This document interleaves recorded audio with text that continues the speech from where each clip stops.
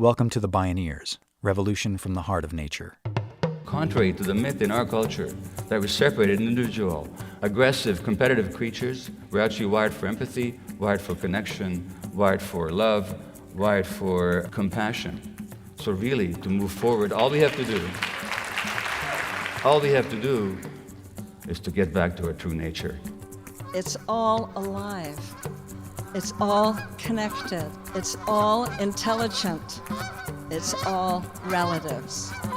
We stand at the threshold of a historic opportunity in the human experiment to reimagine how to live on Earth in ways that honor the web of life, each other, and future generations. It's a revolution from the heart of nature and the human heart. In this series, The Bioneers, Revolution from the Heart of Nature, we celebrate social and scientific innovators with breakthrough solutions for restoring people and planet, creating a future environment of hope.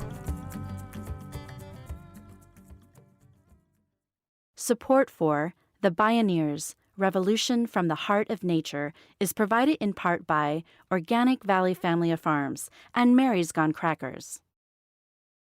In nature, said the iconic naturalist John Muir, everything is hitched to everything else. Yet we've organized our societies and our thinking in compartments as though we were not connected in the real world or inside ourselves. These kinds of connections are especially apparent in issues of human health. How could we think that our human health is not connected to the health of our environment? But how do you define the environment? The field of mind-body medicine has repeatedly demonstrated how our emotional and psychological states can have profound influences on our physical health, both negative and positive. And as intensely social creatures, we're also deeply affected by our social environments. In this program, the visionary physician Dr. Gabor Maté explores the deepest psychological, emotional, and social forces at work that are leading to our society's poor health and unhappiness. And he says we have the capacity to heal both ourselves and our planet. This is inner resilience, back to our true nature. My name is Neil Harvey. I'll be your host. Welcome to the Bioneers, Revolution from the Heart of Nature.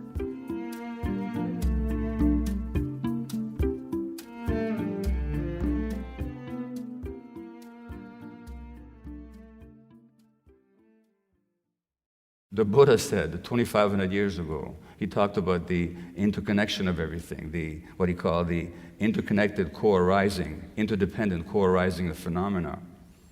So he said, look at a raindrop. It doesn't just contain itself. You can't just understand it as an isolated entity. In fact, it contains the sky. Look at a leaf. It contains the sky in terms of the irrigation. It contains the earth in terms of the materials that go into it, and the sun in terms of the light that's needed to make it grow. And he said that the birth and death of any phenomena are connected to the birth and death of all other phenomena. The one contains the many, and the many contains the one. Without the one, there cannot be the many. Without the many, there cannot be the one. Dr. Gabor Maté is a Hungarian-born Canadian physician. His holistic approach seeks to understand the broader social, cultural, and spiritual contexts in which human disease and disorders arise. His internationally best-selling books include In the Realm of Hungry Ghosts, Close Encounters with Addiction, and Scattered Minds, a new look at the origins and healing of attention deficit disorder. Dr. Maté points to the sorry state of public health as a blaring distress signal that something is terribly wrong. When we look around this society and from the perspective of health, what do we see?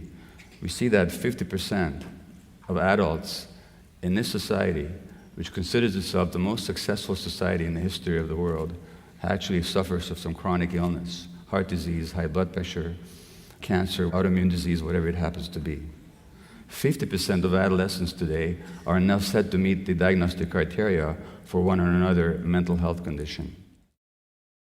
Dr. Maté reports that there are 3.5 million children in the U.S. who are receiving stimulant medications for ADHD. 500,000 children are on antipsychotic medications. not because they have psychosis, but because they are upset and their behaviors are problematic. He sees this as a massive, dangerous experiment. Clearly, we're in a public health crisis. Dr. Maté believes that the root problem is that society's values are upside down. So when I talk about the toxic culture that a materialistic society offers its members, what am I referring to? Well, materialism is really a system of belief or behavior which considers material things, and particularly the control and possession of material things, as more important than human values such as connection, love, or spiritual values such as recognizing the unity of everything. And that's the kind of culture we live in. And that means that the culture itself, quite apart from the physical toxins that we spew into the environment and the way in which we're altering the very air that we breathe and the very sun that shines on us, we actually are affected also by the toxicity of human relationships or the lack of human relationships that this kind of a society that emphasizes material values teaches us to pursue. And from that perspective, we have to understand that medicine is not simply a science. It's much more than that. It's also an ideology. It's also an ideology. It's a way of looking at human beings. So when we look at human beings as individuals without understanding the importance of their social relationships and their emotional, psychological interactions with others, that's actually a manifestation of the individualistic perspective of the entrepreneur who says that only I matter and what I gain or what I control matters, and we're all in competition with one another. So you see that economic ideological perspective also showing up in its own particular way in the practice of medicine. Well, reality is totally different. Reality tells us that we can't be separated, and this begins already in pregnancy. So a study out of Johns Hopkins University in 2004, for example, showed that the reactivity to stress of the fetus is affected by the stress, depression, or anxiety of the mother. So when you look at the heartbeat and the movement of infants in the womb, whose mothers are stressed, depressed, or anxious, you see different patterns of activity, and that will have lifetime effects. The studies reflect, this paper says, growing evidence that stress and depression can have early and lasting effects on the child life, including increased behavior problems, including learning problems. And we also know that if you stress pregnant animals in the laboratory, their children will be more likely to use drugs as a way of soothe themselves once they've grown up. So this mind-body unity and this interaction of our environment and the individual begins already in the womb. And therefore, how we treat pregnant women, how we provide an environment that's either supportive or possibly stressful, has a huge impact on the long-term development of their yet unborn offspring. And this, of course, happens during infancy as well, because that's a crucial period of brain development. As examples of the complex brew of physical, social, and emotional environments that lead to illness, Dr. Gabor Maté points to two key examples. First, children whose parents are stressed have more asthma. Second, a study found that if a woman was both stressed and emotionally isolated, the risk of cancer was 9 times higher than if she were only stressed or only isolated. Needless to say, economic hardship and poverty are extreme stressors, as well as sources of environmental injustice, such as severe toxic hotspots. A study a little while ago showed that when women who are pregnant breathe in polycyclic aromatic hydrocarbons, their children are more likely to have behavior problems by school age. So we think this is simply a physically environmental problem. No, it isn't. It's also a socioeconomic one, since it's poor women who tend to live in more polluted areas. And therefore, the medical scientists who did the study at Mount Sinai School of Medicine in New York said, this is really a paper about social justice. Poor people have more exposure to these things on all counts, whether bad air or psychosocial stress and other things. That's a societal problem, and the changes are not going to be on an individual level. They're going to be on the societal level. You can't separate individuals from their environment. A report out of Harvard earlier this year talked about the impact of toxic stress on children. And these children who experienced toxic stress because the environment was stressed, because their parents were highly stressed, or dysfunctional, or abusive, later on in life, they have a significantly increased risk of heart disease, obesity, diabetes mellitus, high blood pressure, and a whole list of other medical conditions. Not only that, how does an infant and a young child adjust to stress? Well, by certain coping mechanisms. If you're very stressed, but you're helpless in the face of the stress and you can't escape it or to change it, one of the ways you'll respond is by tuning it out, by dissociating, by throwing your mind somewhere else so you don't have to suffer the discomfort and distress of the pressures that the environment is placing upon you. But if you're doing that when you're 1 or 2 years old and your brain is developing, then tuning out becomes wired into your brain. And guess what? 8 years later, they're going to diagnose you with ADHD and give you medications. And if you're looking at the preponderance of all these childhood conditions that are just burgeoning in our society, autism, Asperger's, ADHD, oppositional defiant disorder, a whole range of childhood disorders, what are we seeing? Not genetic problems, not individual problems, but the effects of a highly stressed environment on parents, which are then passed on to their children despite the parents' love and despite the parents' best efforts. Well, where does that leave us? It leaves us, first of all, looking at the economic issues. And what we know is that growing up in a low socioeconomic background can actually impair the working memory and the size of different parts of the brain of the adult. So poverty in this country is far from simply an economic question. It's also a question of human development and what kind of consequences that'll have on people's behavior, capacity to respond to stress, and therefore to get ahead in a society in which getting ahead is the highest value. And if you don't get ahead, you're left behind. Dr. Maté observes that as a society, we're inflicting deep, lifelong wounds on generations of children, wounds that bring great costs, both in human suffering and money. Similarly, children who are stressed early will have problems with impulse regulation later on. Impulse regulation means that their capacity to anticipate consequences and to respond calmly to the environment is impaired. And that means they're also going to be at a greater risk of addiction. Now, if you look at addictions, what are we looking at? We're actually looking at two factors. We're looking at, number one, the desperation to escape from the pain and distress that the child has experienced early on in life, which then become programmed into his personality and his heart and his brain. And how do you escape? Well, one way to escape is through addictive behaviors, whether that be drugs or the internet or sex or food or shopping or whatever else. And number two, since, as I've already mentioned, brain development early in life is affected by the environment, people who are traumatized early in life, especially those that are traumatized, their brain development is impaired. And that their brain circuits and neurotransmitters, the chemicals in the brain, are actually at a disadvantage. So when they do the drugs, they feel complete and whole and feel good for the first time in their lives. Their addiction is not a matter of choice. It's a matter of a coping mechanism that is a response to early stress. Now, if we look at what stress is, it's not just a psychological event.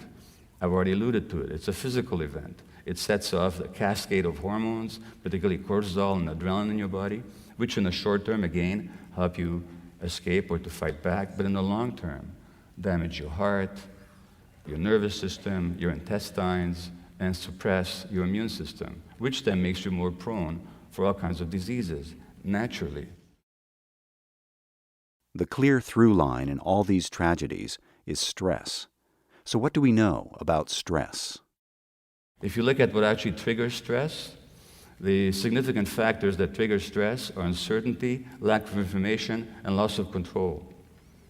If you look at rats and you hook two pairs of rats together or two rats together, you yoke them together, and you attach an electrode to their tails and you shock them with electricity, they will have physiological stress. But if one rat has a paw open that can shut off the lever that delivers that stress, that electrical shock, even though both rats get the same electrical jolt for the same period of time, the rat with the paw free will have less stress hormones in their body because they have some control. Now, what happens in a culture where the economy is going on a tube, where decisions are made far away by people who don't even know you and you don't know who they are, and your life is very much affected by these large forces over which you have increasingly a sense that you have no control or even influence over? Well, that means a lot of people are going to be stressed. A lot of uncertainty. A lot of people are going to be stressed. And that stress then will lead to addictive behaviors. That stress then will lead to parents passing that stress on to their children. Childhood stress is something Dr. Gabor Maté knows about intimately. His personal story when we return. This is Inner Resilience, Back to Our True Nature. I'm Neil Harvey. You're listening to the Bioneers, Revolution from the Heart of Nature.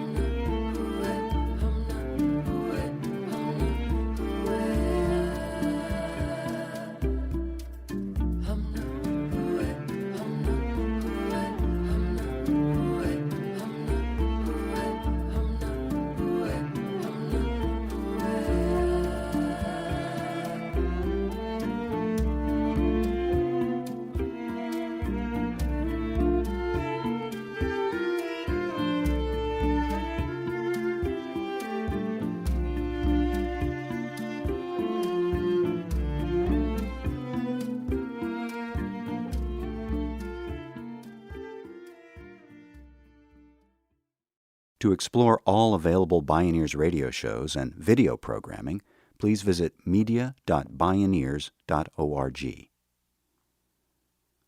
Dr. Gabor Maté was born in Nazi-occupied Hungary in 1944.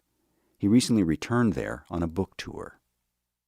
The apartment where I was staying at was 2 blocks away from a house in Budapest, a few blocks away from the Danube River. On the banks of the Danube, there's a memorial to Jews that were shot into the river by the Hungarian fascists in 1944. It's a group of empty shoes, bronzed shoes that are just glued to the bank of the river. It's a very eloquent, completely signless memorial that speaks very loudly for the experience that it commemorates. A few blocks away from there is a house which used to be a glass factory in the 1930s. So it's called the Glass House, where my mother and I lived under very precarious Swiss protection, along with 1,000 other Jews in 1944. And it was precarious because even there the fascists would come and kill people, and there was starvation, mass disease, and all the conditions you can imagine in a city under siege, in a ghetto under Nazi occupation. And I visited that house, and there's actually a little museum in there with my name in there as being one of the survivors of that house. So I know what my trauma was. It was that horrendous first year of my life under conditions when my mother could barely ensure my survival. In fact, the only way she did was to give me to a stranger, a Christian woman in the street one day and said, "Please take this baby away." So I didn't see her for weeks. And prior to that, she was a stressed, depressed, grief-stricken, anxious, terrorized mother. She could not have met my needs, obviously, under those circumstances, barely being able to assure our survival. So that's what I trace most of my issues back to, was that very difficult first year of my life, which of course then had a huge impact on my own development. Is it possible to overcome these kinds of childhood traumas? Dr. Maté says emphatically, yes. We live in a system that generates all these pressures, all these stresses, and in a system like this, we can intervene. There's still a lot we could do, but we need to be fully aware. So if we're fully aware of the impact of early experience on brain development, personality development, and later function or dysfunction, and if we understood the actual physical costs of that, the psychological costs, the health costs, and the financial costs, then as a society we would put money into proper prenatal care for everybody. Proper prenatal care, not just physical care. I mean, this country in some areas has got perinatal outcomes that would not be unusual by third world standards. And we're talking about a country that considers itself the richest country in the world and which uses up a lot of the world's resources. But we can't ensure that children have a proper environment to be born into. I mean, what does that say? So, if we understood the implications of all that, we provide good prenatal support, good perinatal care, support for mothers and fathers to be with their children. There are some countries that provide paternity leave. The United States does not even provide maternity leave. 6 weeks, I understood, is the average in this country. The child needs that mother to be around for at least a year and a half, 2 years. And I'd go beyond that. When I say the mother, a mothering parent, a nurturing, mothering adult in a child's life. So if we understood the implications of all this, there's much we could do, even in this system, to intervene upstream to prevent all these problems downstream. Dr. Maté suggests that our stress comes from several forms of alienation, starting with our disconnection from nature. And we can see what happens to kids when you put them back in touch with nature, how they blossom, how they actually come alive, how vital they become. Once they've given up their cell phones for a while and all that, and when you actually think about human evolution, it took place in nature. Civilization, which is to say the movement of people into cities, is a very recent phenomenon in human evolution. I mean, if you think of millions of years of evolution that got us to this point, we talked about the evolution of the human species itself, a few tens of thousands of years. For almost all that time, until really a blink of an eyelash, a couple of thousand years of history, we were completely connected with nature. And that connection is what allowed us to survive. So it goes contrary to our nature to be disconnected from nature. And you can't violate your own true nature without being hurt by that violation. Next comes our alienation from other people. Today we have less intimacy, less trust, and less direct human relationship altogether, exacerbated by digital technology and virtual friendships. Dr. Maté also sees widespread estrangement from our daily work. A lot of people no longer do work that has any meaning to them. And since human beings are productive creatures, we really are created in the image of God. We're meant to create. When we do work that's not creative, that doesn't reflect who we are, that imposes depression, anxiety, a sense of meaninglessness.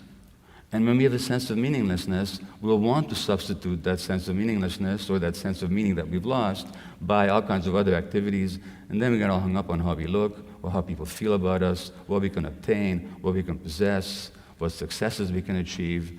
In other words, all the false substitutes which cannot possibly compensate us for the lack of genuine meaning. And of course, what this society does, it sells us a lot of products that substitute for that loss of meaning. In fact, much of the economy is based on a loss of meaning in our culture. And then we become alienated from ourselves, we shut down our gut feelings, and our gut feelings are not luxuries, They tell us what is right and what is wrong. They tell us what is dangerous and what is friendly. They tell us what is safe and what is dangerous. And they tell us what is true and what is false. So when we're alienated from our gut feelings, we no longer have a sense of reality, no longer have a sense of truth. Well, the good news is that human beings can regain their sense of connection to themselves, just as we can regain our sense of connection to our nature. As one way to regain connection to ourselves, Dr. Maté recommends and uses mindfulness practices, such as meditation. It really is a matter of consciousness, of how aware we are, of how connected we are to ourselves. And again, for me, when I can stay connected to myself, when I have the practice, which in my case must include some mindful awareness practice, and when I don't do that for a while, everything starts going downhill. When I maintain it, I can stay much more resilient. So it takes practice, it takes daily effort, it takes attention. And as long as we give that to ourselves, because again, that goes back to what we said in the beginning. What children need is attuned attention. That's what adults also need. In this case, we can give it to ourselves. And when we don't, we're like a lost child. And I can certainly get that way. Others may find mindfulness practice through connecting with nature. Some people might find it through yoga, the art of Japanese flower arrangement, I don't know, whatever it takes, but something that keeps you connected to yourself. In other words, you can't just keep doing the daily grind and having all the focus on the outside and not expect to get burnt out. Well, the good news is that we can regain a connection to ourselves. And empathy, which is a genuine human quality, is in us. We're actually wired for empathy. That's our nature as human beings. So contrary to the myth in our culture that we're separated, individual, aggressive, competitive creatures, we're actually wired for empathy, wired for connection, wired for love, wired for compassion. So really, to move forward, all we have to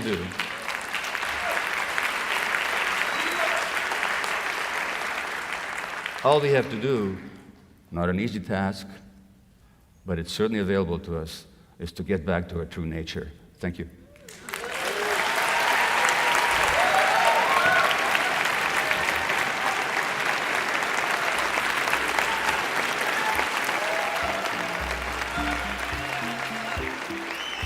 Dr. Gabor Maté. Inner resilience. Back to our true nature.